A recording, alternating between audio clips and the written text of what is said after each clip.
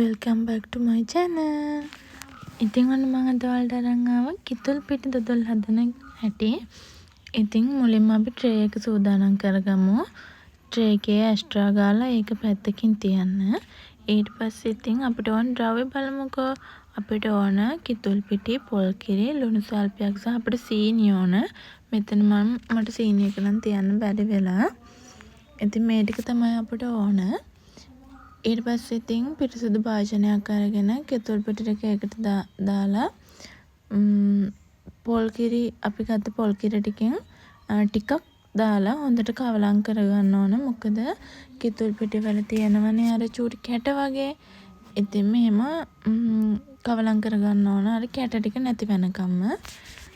ඊට පස්සේ ඊතර පොල් කිරි ටිකත් අපි මේකටම දාලා හොඳට කවලම් කරන්න ඕන.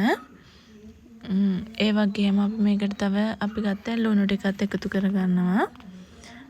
ඒ ටිකත් එකතු කරලා චුට්ටක් කවලම් කරලා අපි ගත්ත සීනි ටික මේකට දා ගන්න ඕන.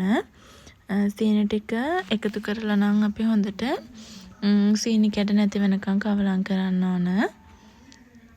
ඉතින් එහෙම කවලම් කරලා මේ අපි හදාගත්ත මිශ්‍රණය පැත්තකින් තියනවා.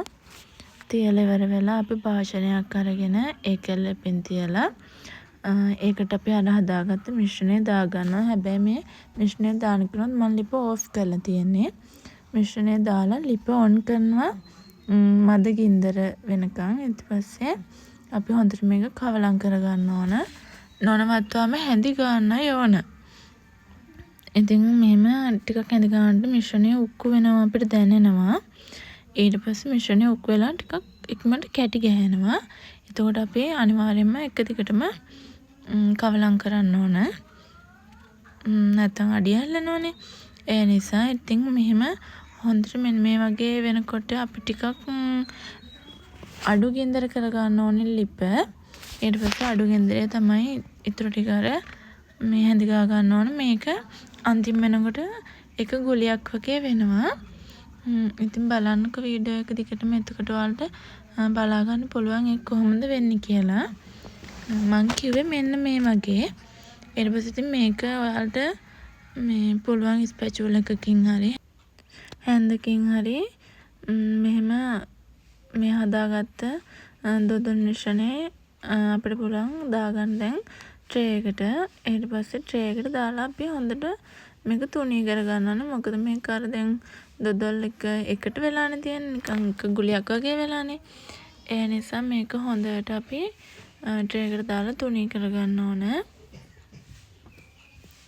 මම දැන් ස්පැචුල එකේම තුනී කරගත්තා. ඔයාලට අර තුනී කරගන්න මොනවා හරි වෙන උපකරණ නැති වුණා නම් එහම එකෙන් තුනී කරගන්න.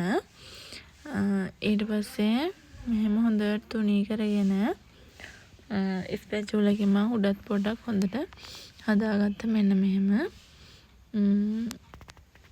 ඊට පස්සේ ඉතින් මේක මම හොඳට නිවෙන්න තිබ්බා.